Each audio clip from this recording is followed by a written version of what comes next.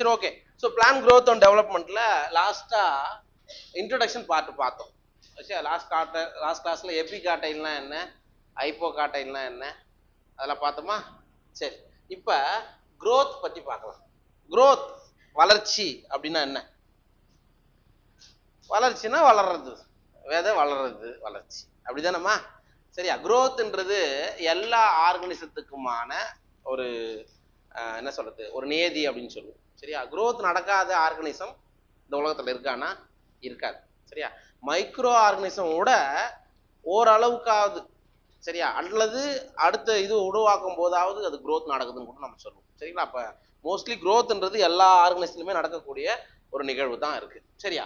Right. growth is regarded as one of the most fundamental and conspicuous characteristics of living beings. அப்ப உயிரினங்கள்ல அடிப்படையான ஒரு செயல்முறை and முக்கியமான செயல்முறை எதுதான்? வளர்ச்சி அப்படின்றது உயிரினங்களுடைய மிக அடிப்படையான ஒரு செயல்முறை அப்படின்னு சொல்றாங்க. What is growth? அப்ப வளர்ச்சினா என்ன? growth can be defined as an irreversible permanent increase in size of an organ or its parts or even an individual cell. அதாவது இந்த வளர்ச்சின்னு என்ன சொல்றாங்க அப்படின்னா, as an irreversible permanent increase in size. அப்ப இப்ப நம்ம என்ன பண்ணிட்டோம், சின்ன குழந்தையில இருந்து இவ்வளோ ஹைட்டு வளர்ந்துட்டோம்னு வச்சுக்கோ, மறுபடியும் சின்ன குழந்தையா மாற முடியுமா? முடியாது. அதான் அவங்க சொல்றாங்க irreversible, மறுபடியும் வர முடியாத ஒரு வளர்ச்சி, வர முடியாத ஒரு நிகழ்வு தான் நம்ம என்ன சொல்றோம், வளர்ச்சி அப்படின்னு சொல்றோம். அது ஒரு ஆர்கன். அப்ப இலை உருவாயிடுச்சு, அந்த இலை மறுபடியும் சின்ன சைஸா மாறுமானா மாறாது. அது மெச்சூர் ஆயிட்டு கீழே பாலாகத்தான் செய்யுமே தவிர மறுபடியும் வராது. அதான் irreversible. ஒரு ஆர்கன் ஆர் இட்ஸ் பார்ட்ஸ். பார்ட்ஸ்னா ஒரு சின்ன பகுதி, ஒரு மலர்ல கேலிக்ஸா இருக்கட்டும், கொரோலாவா இருக்கட்டும், growth ஆயிடுச்சுன்னா அது திரும்ப மறுபடியும் வராது. ஆர் ஈவன் ஆன் இண்டிவிஜுவல் செல், ஒரு சின்ன செல்லு கூட. சரியா? இப்ப நம்ம செல் சைக்கிள் படிச்சோம். ஒரு செல் 2 செல்லா மாறுது அப்படின்றதெல்லாம் பார்த்தோம். அப்போ ஒரு செல் growth ஆயிட்ட பிறகு, G1 பேஸ கடந்த பிறகு மறுபடியும் அது வளர்ச்சியை சின்னதா மாத்துமானா மாத்தாது. அப்ப ஆர்கனா இருக்கட்டும், இண்டிவிஜுவல் செல்லா இருக்கட்டும், எல்லாமே irreversible ஒண்ணு. மறுபடியும் வளர்ச்சின்றது மறுபடியும் மீண்டும் என்ன ஆகாது, குறையாது அப்படின்றத சொல்றாங்க. ஓகேவா? அடுத்தது, generally growth is accompanied by metabolic process, both anabolic and catabolic. அப்ப வளர்ச்சி என்பது எதோடு சேர்ந்த ஒரு செயல்முறை அப்படின்னா அது ஒரு மெட்டபாலிக் ப்ராசஸ். சரியா? அது மேபி அனமாலிசமா இருக்கலாம், ஆர் வளர் மாற்றமா இருக்கலாம், அல்லது சிதை மாற்றமா கூட இருக்கலாம். ஆனா growthன்றது என்னது, ஒரு மெட்டபாலிக் ப்ராசஸ் அப்படின்றாங்க. that occur at the expense of energy. Sir அப்ப எப்படி சார் நடக்குது? இப்போ மெட்டபாலிசம் நடக்குதுனாவே எனர்ஜி தேவை, கரெக்ட் தானே? அப்ப growth நடக்குதுனால என்னதான் தேவை? எனர்ஜி தேவை, ஆற்றல் கண்டிப்பா அவசியம் அப்படின்னு சொல்றாங்க. சரிங்களா? therefore for example expansion of a leaf is growth. அப்ப இதுக்கு எக்ஸாம்பிள் என்ன சொல்றாங்க அப்படின்னா, ஒரு லீஃப் இந்த மாதிரி இருக்கு. சரியா? இன்னும் கொஞ்ச நாள் ஆகும்போது இந்த மாதிரி பெருசா மாறுது, இதுதான் வளர்ச்சி. சரியா? சின்னதுல இருந்து பெருசா எக்ஸ்பான்ஷன் ஆகுது இல்லையா, அதுதான் growth அப்படின்னு சொல்றாங்க.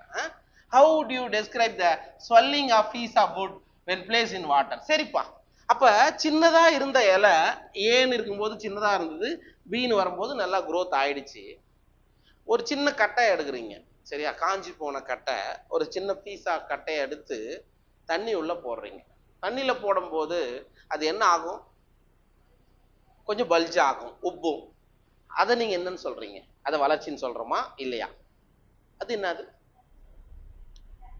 டர்ஜிட் ஆகுது, உப்புதல்னு சொல்றோம்லம்மா, அதுதான். அது என்னது, என்ன நடக்கும் அங்க? அப்சார்ப்ஷன் நடக்குது, அப்சார்ப்ஷன் ஆஃப் வாட்டர். சரியா? தண்ணியை உள்ள ஈர்த்து அது என்ன ஆகுது, உப்புது. அதை போயிட்டு நீங்க வளர்ச்சின்னு சொல்ல முடியாது. நீங்க அப்படியே தண்ணியில இருந்து அந்த கட்டையை தூக்கி மறுபடியும் வெயில்ல போடு, மறுபடியும் என்ன ஆயிடும், பழைய நிலைமைக்கு வந்துடும். ஆனா நம்ம என்ன சொன்னோம், growthன்றது ஒரு irreversible processன்னு சொன்னோம். இதுதான் வித்தியாசம். அப்ப எல்லாமே இன்க்ரீஸ் ஆகுறது எல்லாமே growth கிடையாது. ஒன்லி லிவிங் பீயிங்ல மட்டும்தான் growthன்றது இருக்குன்னு சொல்றாங்க. ஓகேவா? புரிஞ்சுச்சா? Right, okay. இது ஜஸ்ட் பாரு, 2 லைனா அப்படியே பாரு, ஏதாவது டவுட் இருந்தா கேளு.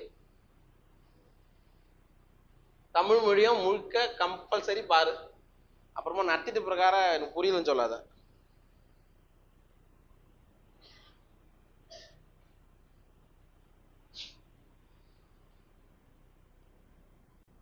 சரிப்பா, next topic plant growth generally is indeterminate. அதாவது தாவரங்களுடைய வளர்ச்சியை பொதுவா அளவிட முடியாது அல்லது கணிக்க முடியாதுன்னு சொல்றாங்க. ஏன்?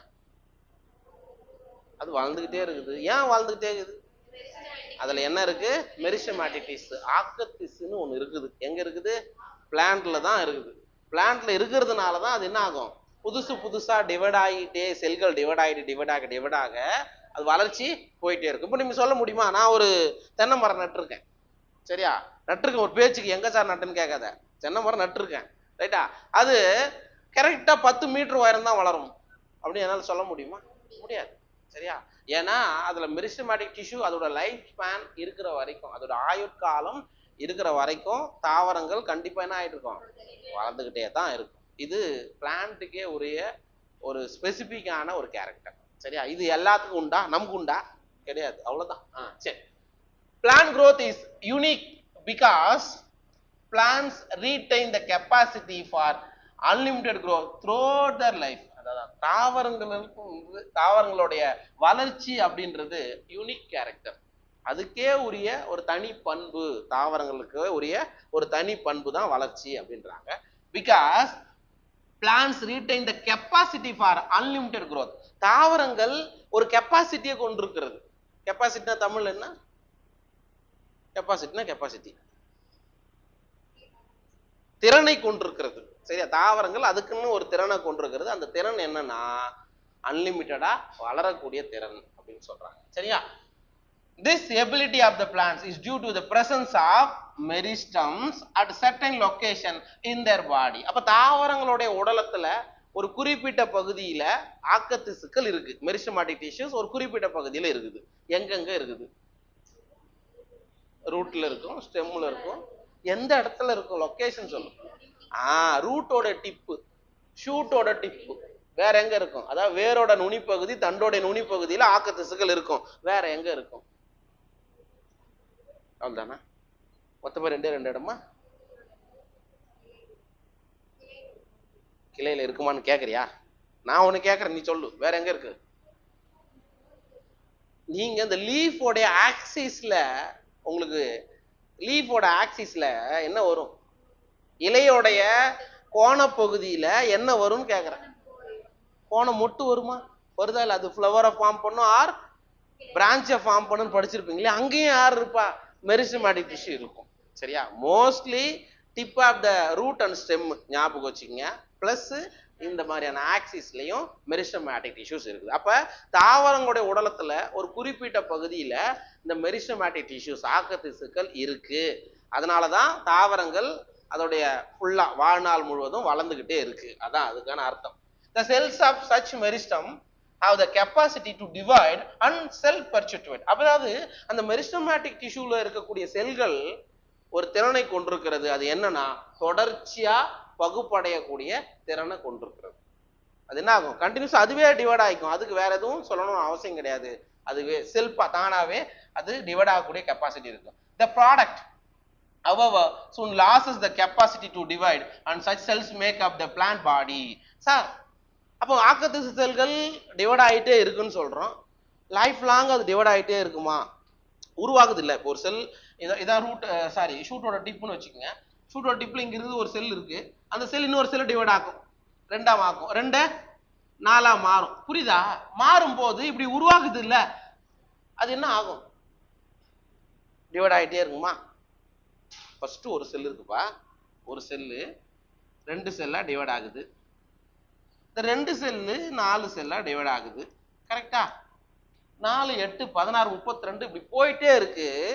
இந்த செல்லு மட்டுமே, ஒரே ஒரு செல்லு மட்டுமே இருந்து எல்லாத்தையும் டிவைட் ஆகிட்டே இருக்குமா, இல்ல வேற மாதிரி மாறுமான்னு கேக்குறேன். இதோட கெப்பாசிட்டி இழந்து அது பர்மனன்ட் டிஷ்யூவா மாறும், சரியா? மெரிஸ்டமேட்டிக் டிஷ்யூ ஆக்கத்திசுக்கள் பகுப்படையும் திறனை இழந்து என்னவா மாறும்?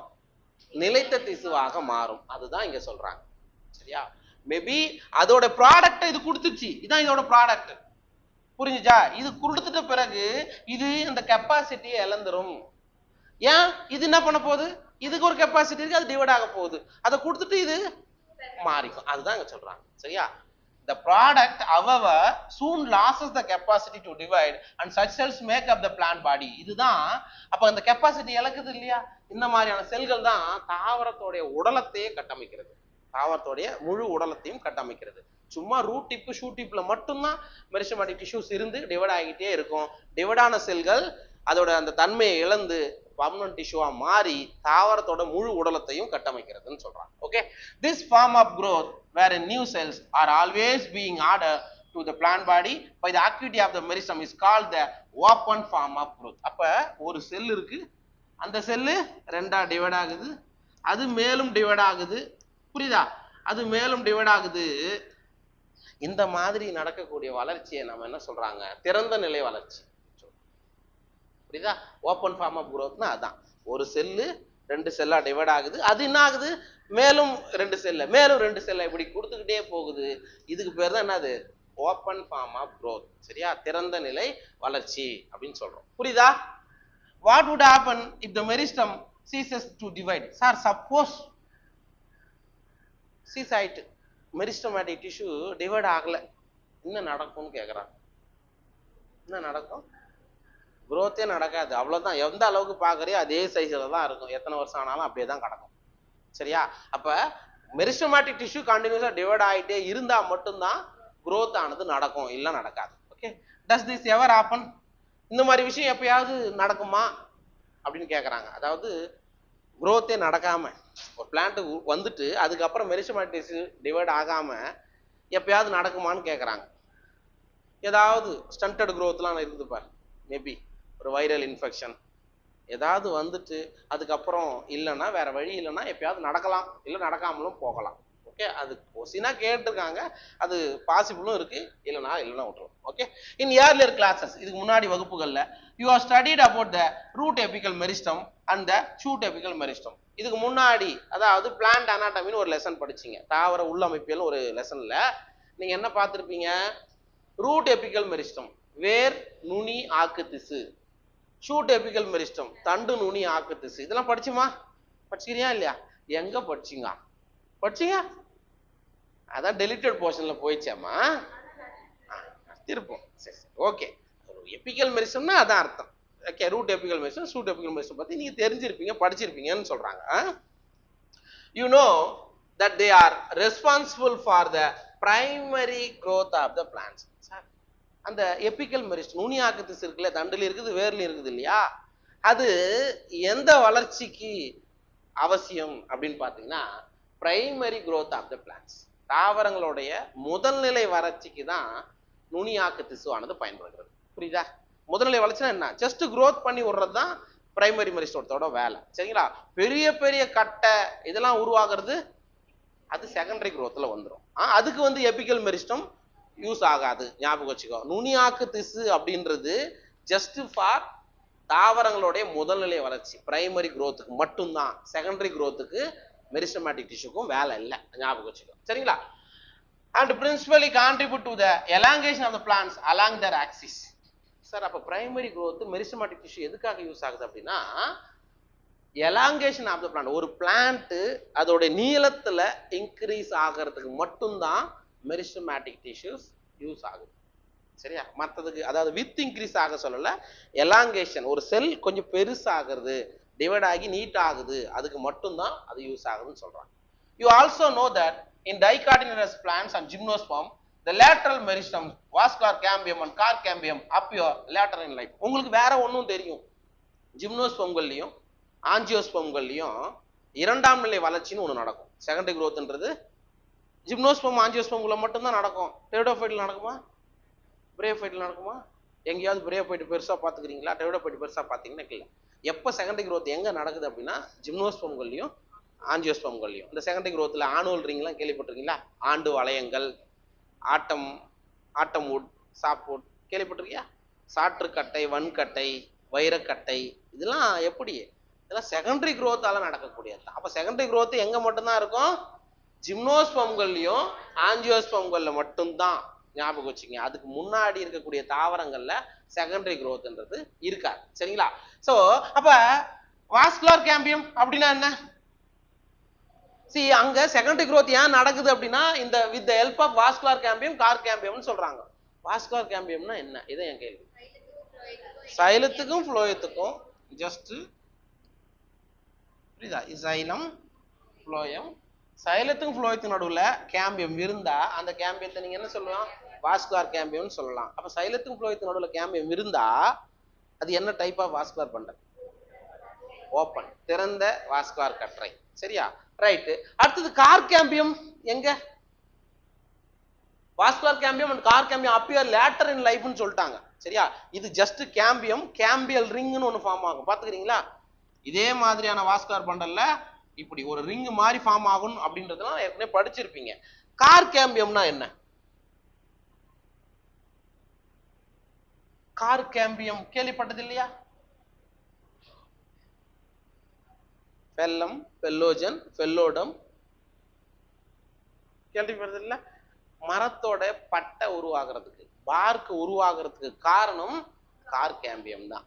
சரியா? இதெல்லாம் எப்போ சார் நடக்கும்னா செகண்டரி growthல தான் நடக்கும். இதுக்கும் மெரிஸ்டமேட்டிக் டிஷ்யூக்கும் சம்பந்தம் கிடையாது. சரியா? புரிஞ்சுதா இது? Right. These are the meristems that cause the increase in the girth of the organs in which they are active. சரியா? அப்ப இந்த மெரிஸ்டம்லாம் இருக்குல்ல, கார் கேம்பியம் கூட புதுசா செல்களை உருவாக்கும். அப்புறம் வாஸ்குலர் கேம்பியம் கூட புதுசா செல்களை, செகண்டரி சைலத்தை, செகண்டரி ஃப்ளோயத்தை ஃபார்ம் பண்ணும். அதெல்லாம் எப்போ நடக்குது? அதனால என்ன நடக்குது அப்படின்னா அதோடைய சுற்றளவு அதிகரிக்கும். லென்த் இன்க்ரீஸ் ஆகாது, அதோடைய சுற்றளவு தான் இன்க்ரீஸ் ஆகும்னு சொல்றாங்க. Okay, this is known as secondary growth of the plant. இதை நம்ம என்னன்னு சொல்றோம்? இரண்டாம் நிலை வளர்ச்சி. அப்போ vascular cambium, cork cambium growth ஆகுது. அந்த growth நீ என்னன்னு சொல்ற? செகண்டரி growthன்னு சொல்ற. செகண்டரி growthனா இரண்டாம் நிலை வளர்ச்சி. அது எந்த தாவரங்கள் இருக்கு? ஜிம்னோஸ்போம்கள்லயும் ஆஞ்சியோஸ்போம்கள்லயும் இருக்கு. டைகாட் பிளான்ட்ஸ்னா அதான். ஆஞ்சியோஸ்போம்கள்ல இன்னொரு, அங்க பாரு, எல்லா ஆஞ்சியோஸ்போம்கள்லயும் செகண்டரி growth இருக்காது. டைகாட்ல மட்டும்தான் இருக்கும். மோனோகாட்ல செகண்டரி growthனு ஒண்ணு இல்லை. இரண்டாம் நிலை வளர்ச்சி ஒரு வித்திரை தாவரங்கள்ல காணப்படாது ஆஞ்சியோஸ்போம்களை பொறுத்த மட்டும். சரியா? ஜஸ்ட் கோ த்ரூ பண்ணு.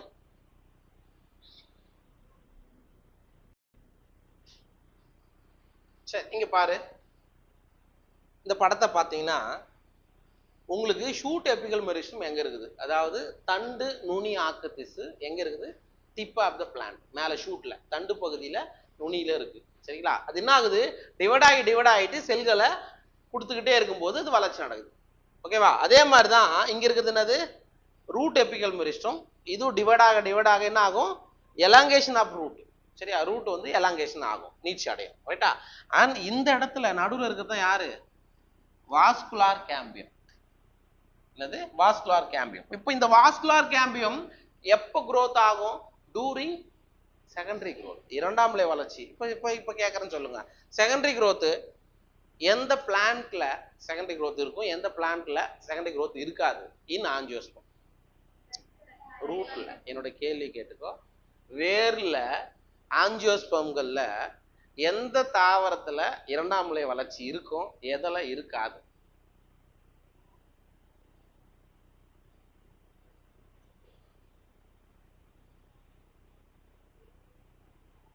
செகண்டரி growth ரூட்ல இருக்குமா இருக்காதா? இருக்காது. இருக்குன்ற இதைத்தானே முதல்ல நாங்க சொன்னோம். டைகாட்டோட ரூட்ல எப்ப செகண்டரி growth நடக்குதோ அந்த சமயத்துல கேம்பியம் ஃபார்ம் ஆகும்னு படிச்சோம். படிக்கலையா? டைகாட் ரூட்ல ஒரு சில சமயங்கள்ல செகண்டரி growth நடக்கும். மோனோகாட் ரூட்ல தான்மா இருக்காது, டைகாட் ரூட்ல இருக்கும். வேணும்னா போய் பாயிண்ட பாரு. சார் அது டெலிட்டட் போர்ஷன் சார், அதான் நீ சொல்ல வர. சரி, ஓகேப்பா. டைகாட் ரூட்ல மட்டும்தான் நடக்கும். அதுவும் கேம்பியம் ஃபார்மேஷன் நடந்தாதான் நடக்கும். சரி, ரைட். அதே மாதிரி இங்க இருக்கக்கூடிய கேம்பியத்தை நீங்க என்ன சொல்றீங்க? ஷூட்ல இருக்கக்கூடிய வாஸ்குலர் கேம்பியம். அப்ப இந்த கேம்பியம் என்ன பண்ண போகுது? டூரிங் செகண்டரி growth, இரண்டாம் நிலை வளர்ச்சியின் போது இரண்டாம் நிலை சைலத்தையும் ஃப்ளோயத்தையும் ஃபார்ம் பண்ணா இதோடைய வித் என்னாகும்? இன்க்ரீஸ் ஆகும். அவ்வளவுதான். இதுவே அதே மாதிரி வாஸ்குலர் கேம்பியம் இந்த இடத்துல ரூட்லயும் இது ஆனா வித் இன்க்ரீஸ் ஆகும். அதான் இந்த படத்தோட சரியா? ரைட். அடுத்தது அடுத்த டாபிக் என்னன்னா growth is measurable. வளர்ச்சியை நாம அளக்கலாம். அளக்கலாமா? அளக்க முடியாது. முடியாதா? முடியும். எத்தனை மீட்டர் இந்த பிளான்ட் வளர்ந்துருக்குது அளக்கலாமா? நம்ம ஹைட்டை செக் பண்றோமா இல்லையா? எத்தனை எவ்வளோ ஹைட் இருக்கும்? 160 170 சென்டிமீட்டர் இருக்குமா?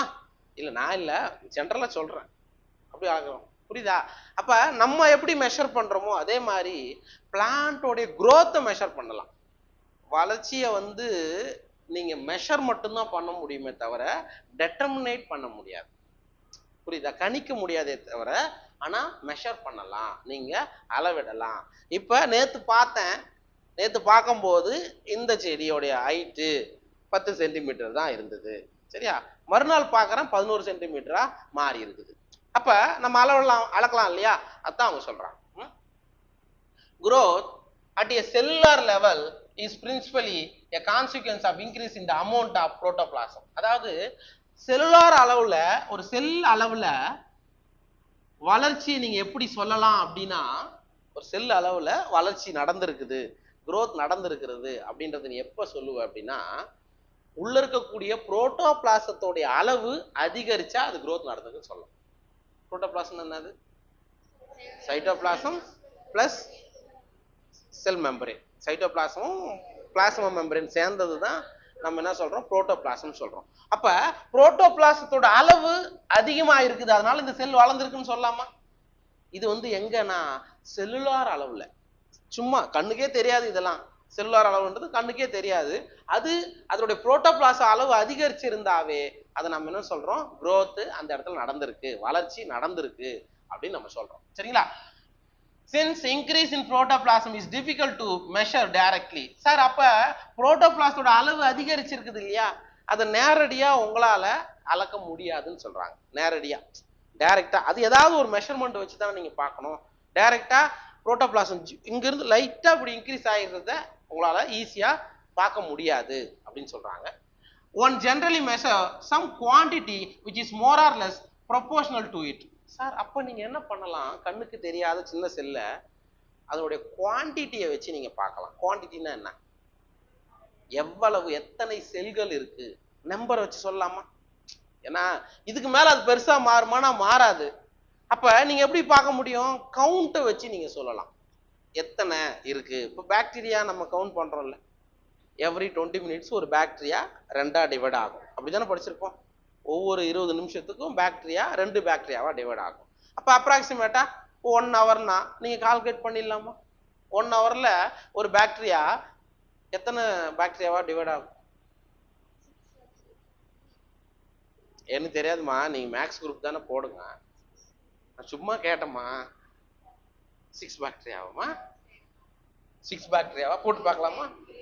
நீங்க மேக்ஸ்ல வாங்க, நான் டைரக்டா போடுறேன், சரியா? ஒரு பாக்டீரியா ஃபர்ஸ்ட் 20 minutes எத்தனை பாக்டீரியா மாறுது? 2ஆ மாறுது, சரியா? another 20 minutes என்னவா மாற போகுது? 4ஆ மாறிச்சு. 2 20 40 நிமிஷம் ஆயிருக்குது. another 20 minutes 4 என்னவா மாற போகுது? 8ஆ மாற போதா? அவ்வளவுதானம்மா. இது என்ன பண்ணுங்க, 2 பவர் n ஏதோ ஒன்று போட்டு பண்ண மாட்டீங்க. அதாண்டா மேக்ஸ் 2 பவர் 3.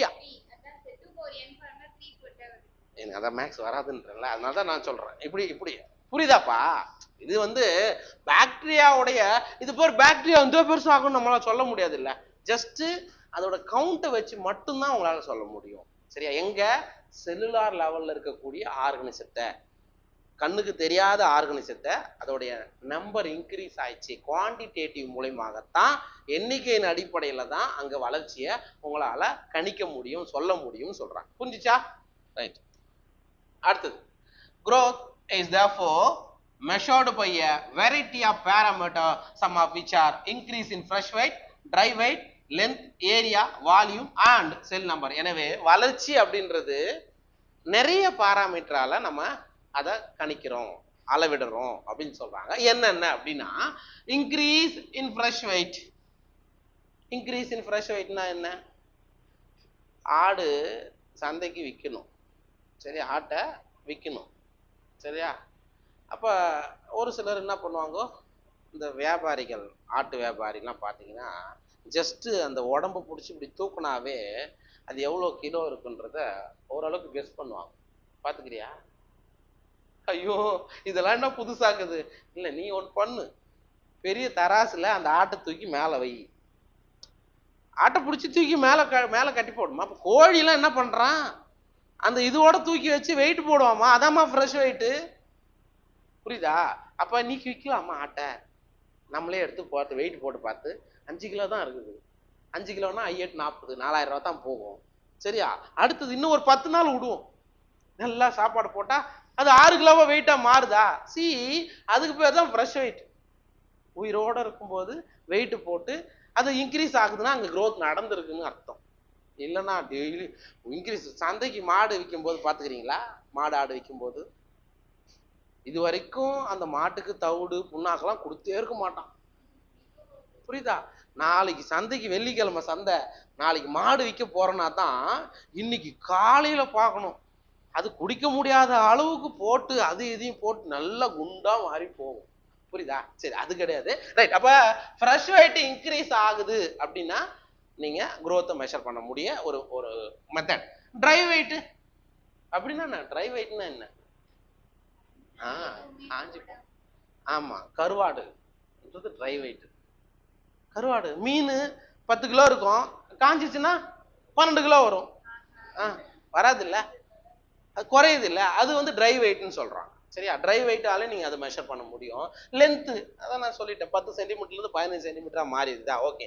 ஏரியா, பரப்பளவு, லீஃபோடைய பரப்பளவு. சரியா? இப்படி இருந்தது, சென்டிமீட்டர் ஸ்கொயர்ல படிப்பீங்களாமா, இப்படி இருக்குது, அதுக்கப்புறம் இப்படி மாறுது, அப்ப இன்க்ரீஸ் ஆயிருக்கு அப்படின்னு சொல்லலாம். அண்ட் வால்யூம், அளவு, and cell number of cell. சரியா? நம்பர் ஆஃப் செல், இது வந்து இந்த பாக்டீரியாவெல்லாம் செல்லோடைய எண்ணிக்கையை வச்சு நீங்க என்ன சொல்லலாம், அங்க growth நடந்திருக்குது அப்படின்னு சொல்லலாம். ஓகேவா? புரிஞ்சுச்சா?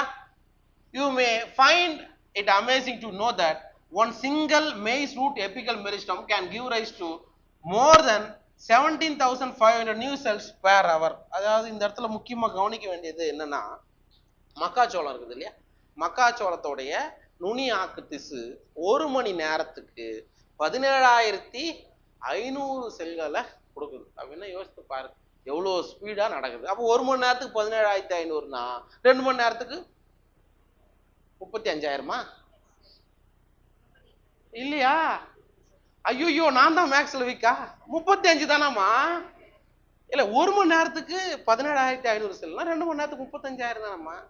சும்மா இதை வச்சு கூட அங்க கேட்கலாம் அப்படின்றதுக்காக நான் சொல்றேன், வேற எதுவும் இல்லை. ஓகே.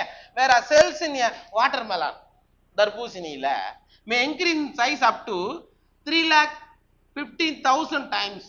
அப்ப ஒரு சின்னதா தர்பூசணி உருவாகுது. ஆஃப்டர் பாலினேஷன், ஃபெர்டிலைசேஷன் நடந்த பிறகு தர்பூசணி பிஞ்சில இருந்து பெருசா எவ்வளவு மடங்கு அதிகரிக்கும் அப்படின்னா 3,50,000 அளவுக்கு அந்த அத்தனை மடங்கு சின்னதா இருந்து பெருசா மாறும் அப்படின்னு சொல்றாங்க. சரியா?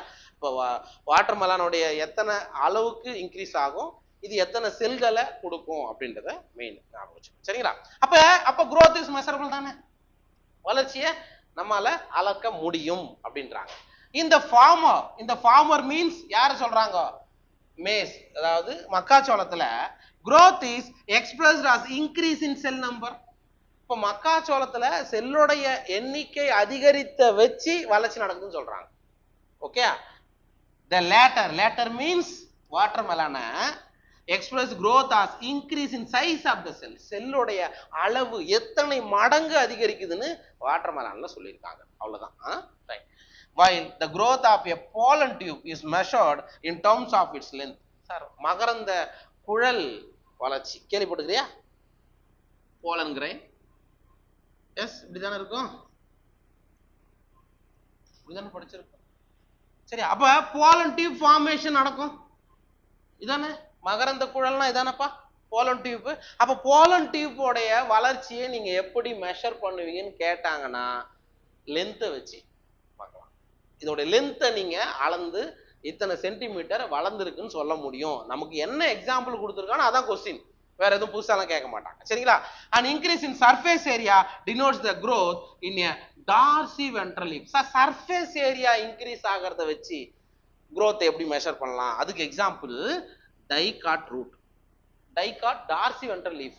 சரியா? இருபத்திலை தாவரங்கள்ல மேல் கீழ் வேறுபாடு கொண்ட இலையில அப்ப ஸ்டார்டிங்ல ஒரு லீஃப் இப்படி இருக்குது, எங் லீஃப் வந்து இது மாதிரி இருக்குது, சரியா? இதே லீஃப் இந்த மாதிரி மாறுது. அப்ப சர்ஃபேஸ் ஏரியா இங்க இன்க்ரீஸ் ஆயிருக்கா இல்லையா? அப்ப இதை நம்ம மெஷர் பண்ணலாமா இல்லையா? அவ்வளவுதான். ஆரம்பத்துல 5 சென்டிமீட்டர் ஸ்கொயரா இருந்தது, அதுக்கப்புறம் 10ஓ 15ஓ வந்திருக்கு அப்படின்னாவே என்ன ஆகுது? அதோட சர்ஃபேஸ் ஏரியா வளர்ந்துருக்குன்னு அர்த்தம். புரியுதா? ரைட், பாரு.